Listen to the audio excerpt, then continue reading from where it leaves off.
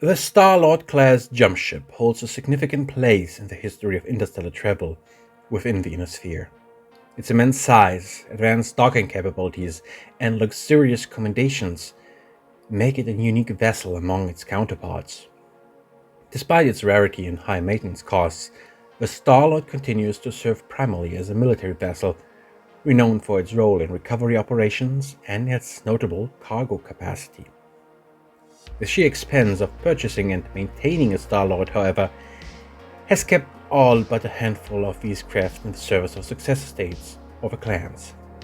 The Star-Lord remains in service with most clans, and the higher technology level maintained by Kerensky's descendants have allowed a larger proportion to remain in service. As a result, Star-Lords are somewhat more common in the occupation zone than in the rest of the Ionosphere. First introduction was in 2590, marking its entry into the ever-evolving realm of interstellar transportation. Manufactured by SelaSys Inc, Universal Air and Stellar Trek, the Star-Lord faced challenges due to its exorbitant cost and scarcity of spare parts, leading to a decline in its numbers throughout the Ionosphere. However, the Draconis Combine and the Free Worlds League continued to produce a limited number of Star-Lords annually, primarily for military purposes. For some reason, the vessel is a favorite of the Free Worlds League, where an estimated 40% of all Star-Lords now operate. The Star-Lord has a classic long, narrow core commonly associated with a jumpship. Mounted onto the vessel's long cargo section are 6 structures, each containing a cargo bay able to hold 500 tons of goods.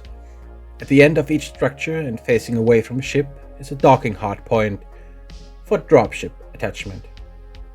The Star-Lord class jumpship boasts impressive technical specifications. With a mass of 274,000 tons and a length of 660 meters, it stands as the second largest jumpship class ever constructed. Its sail diameter measures 1,140 meters.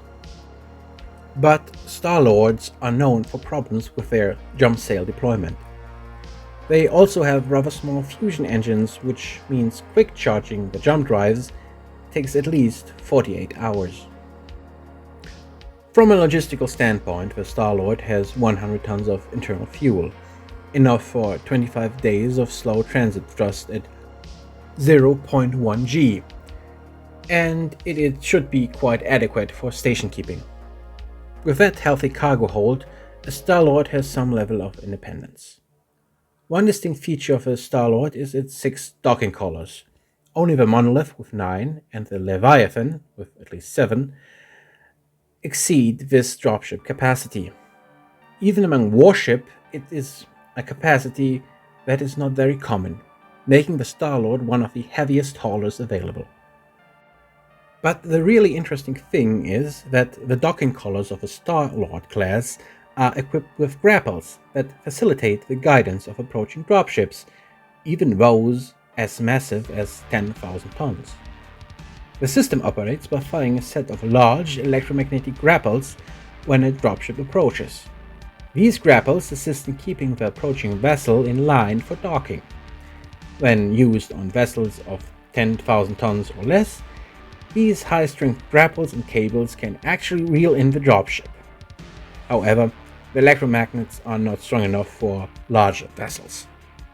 It is this feature that grants the Star-Lord a unique role in rescue operations and recovery missions. Most Successor States maintain several Star-Lords solely for recovery operations. Although lacking an LF battery, the Star-Lord compensates with a large cargo capacity. The standard Star-Lord has hangars for 4 small craft. It has been described as being able to carry 661 tons of cargo in 6 large cargo bays, which are situated next to the dropship docking collars. The Star-Lord's command section can accommodate up to 30 crew members in single occupancy rooms, which are considered to be among the finest crew quarters in the Ionosphere. Each room is furnished with a bed, closet, desk and chair, a lounge chair and a small automatic food processing system, as well as a private washroom. Additionally, 50 staterooms are reserved for visitors or passengers. The passenger quarters are not as luxurious, but still superior to most dropship bunks. Yet these passengers can enjoy even more amenities than are usually found aboard your typical cargo dropper, such as the 110-meter graph deck, with a number of lounges and recreational facilities for both crew and passengers. In an emergency, they may find themselves sharing the 10 lifeboats and 6 escape pods with the crew. This too is a bit of a rarity. The Star-Lord has a capacity for 96 people in its escape pods, including shuttles. This would mean that it has an excess evacuation capability. The armament of a Star-Lord is notably absent, with no weapons of any kind and limited armor. It is forced to rely on its carried dropships and the protection offered by the unspoken agreement not to target jumpships. However, it has been reported that some variants of the Star-Lord carry up to 6 small craft in the upgraded base, which can be used to transport fighters, providing additional flexibility. Should the situation be too risky, the Jumpship has to devote a collar or two for heavier combat assets, like assault or carrier dropships. The Star-Lord class Jumpship represents a unique blend of power, elegance, and utility within the inner sphere. Its impressive docking capabilities, vast cargo capacity, and perfect accommodations set it apart from other vessels. While its scarcity and high maintenance costs limit its numbers, the Star-Lord continues to serve as a prominent military vessel. The Star-Lord's historical significance and technological prowess make it an enduring symbol of interstellar travel, whenever transporting important cargo, facilitating rescue operations, or serving as a mobile repair and medical center.